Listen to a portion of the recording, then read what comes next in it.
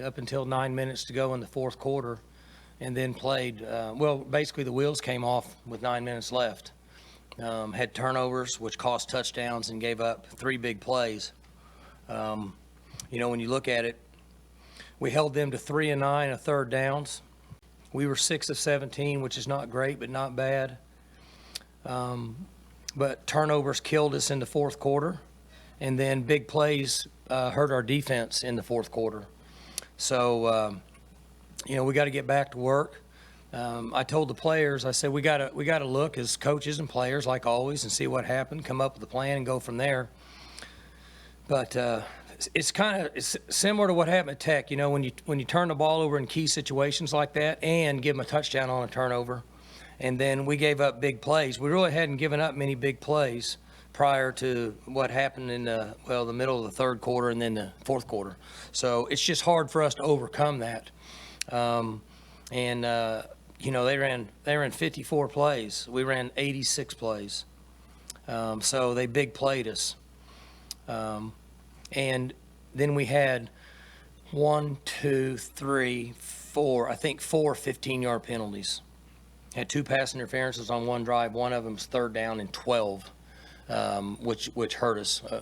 Basically, got a chance to keep them to attempting a field goal there. And then we had, Johnny Wilson got one at the end out of frustration, but we had a couple holds offensively. So there's plenty of work to go around. I hated it for the guys. The crowd was awesome. Homecoming was awesome. I wish we would have played better in the fourth quarter for the fans, but anyway, we'll keep moving and get ready to come back tomorrow and get it corrected and get ready for Iowa State. The offensive line held Baylor's defense to only 3 tackles for loss and 0 QB hits. What do you think of their performance? Say it again now. The offensive line held Baylor's defense to 3 tackles for loss and 0 QB hits. What do you think of their performance? Our offensive line? Yeah. I think we played okay. That's the most difficult position for me to give you an opinion on without watching tape, because I can't see them from the sideline. So I thought we played okay. Those guys had played pretty good. Nobody had really moved the ball on them and scored on them very much. So I thought they played okay, but I would be able to give you a better assessment after I watched the tape.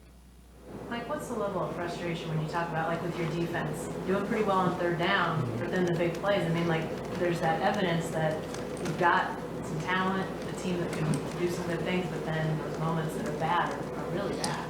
Yeah, I think it's, again, without watching, I think in this game, I think it's probably 50%. They had a couple good play calls. They caught us in a couple coverages that were good versus what we were in. And then we let ourselves down a couple times. And what you're saying is exactly right. There's times that we're playing good. We're just not consistent over a period of time. That's where we have to improve. The good news is that they show signs of being able to do it.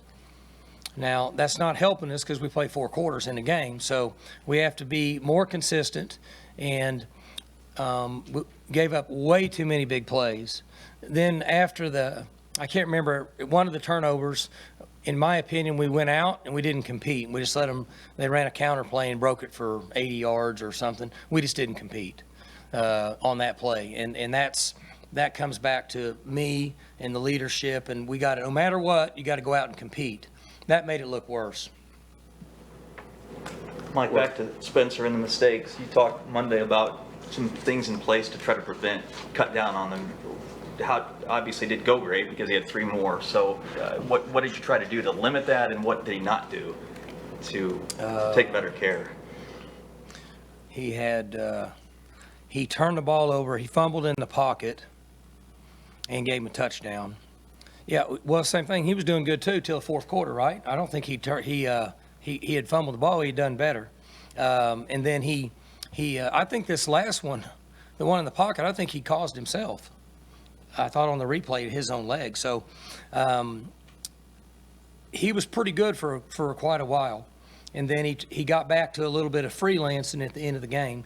He's got to stay in the system. The end zone interception there toward the end of the half, that was, you got to put the ball. He underthrew the ball. Right, and you can't do that on that kind of a throw, obviously. Well, yes, that's the goal. Yeah, you don't ever want to do that. He's got to drop the ball back. The first one he threw was perfect, right, and he underthrew that one about 5 yards. Coach Gundy, before this game, you talked about wanting to get LD Brown more involved. What did you think of his involvement? He was better, 80 yards. So he came in, broke some tackles, made some good runs for us. Chew still had a lot of carries. We had 32, but he's averaging 5 yards a carry, so it's a good thing. But LD was in there a little bit more and made some yards for us, and we have to continue to do that. I mean, earlier this week, you talked about how you wanted to get the ball to some other receivers like McCray. Today, Jelani Woods had 5 receptions. McCray had a touchdown. So what did you think of how Spencer was able to do that? It was better. I thought for 3 quarters, other than the one underthrow that Spencer had before half, he was pretty sound in what he was doing. His thought process, distributing the ball, and then he turned it over and they picked it up and ran it in for a touchdown, which made it look bad. And then in the end, he's just trying to make a play. I mean, the game's basically over. So he did a better job of distributing it and got some other guys involved. And this is, back-to-back games where you talked about the big plays have kind of been an issue for you guys. So, where do you go from here with the defense to kind of eliminate that? Well, we have to look and see what happened. On a couple of them, I think I know what happened. So, but I don't really want to say because I haven't seen it, but I have a pretty good idea what happened. And we got hurt on the pass interference calls, and we have to tackle better. The quarterback is a good operator, and he's slippery, but we didn't tackle very good at times. In the first half, we had them pinned up and in bad situations several times, and we missed tackles coming off of him. So we've got to come to balance. We've got to get under control. We've got to wrap and get guys down. And then coverage-wise, we got caught a couple times, I think, in zone coverage and bit on a route and let a guy get in behind us. We definitely got to eliminate those. You talked about after Texas Tech that you felt like your guys were resilient. The young people are resilient. When you go through that, then you have this 2-week gap before you play again, and then you have a performance like this. Is it tougher for them to bounce back? They practiced good. And, one, they don't have a choice.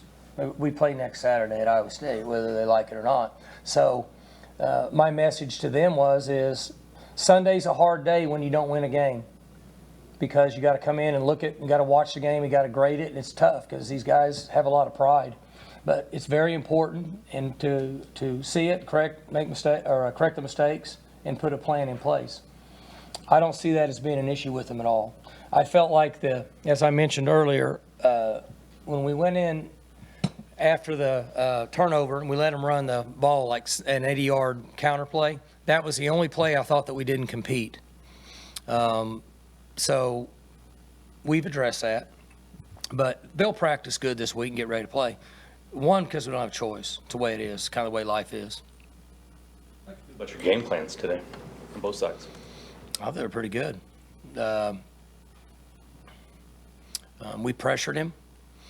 We hit him a lot. Should have had him. I don't know how many sacks we got. One of y'all might know. It should have had 7, right? We had him. I mean, we had him and just missed him. First play of the game, we missed him. He's sacked. He's back there sitting 8 yards, and our scheme turned Amon loose, and Amon just missed him. So we potentially had. It's pretty reasonable to say we could have got 7 or 8 sacks. That would have been a heck of a day. So I thought the schemes were good. Second half, getting beat on the zone coverage for big plays wasn't good.